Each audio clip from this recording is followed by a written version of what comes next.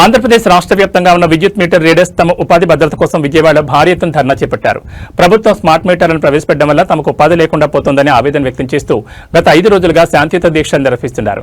అయినప్పటికీ ప్రభుత్వం నుంచి ఎలాంటి స్పందన రాకపోవడంతో నేడు చలో విజయవాడ కార్యక్రమాన్ని పిలుపునిచ్చారు. స్మార్ట్ మీటర్ల ఏర్పాటు వల్ల ఉపాధి కోల్పోతున్న తమకు ప్రభుత్వం ఇతర విభాగాల్లో ప్రత్యామ్నాయ పనులు కల్పించాలి. పెండింగ్ లో ఉన్న వేతనాలను వెంటనే విడుదల చేయాలి.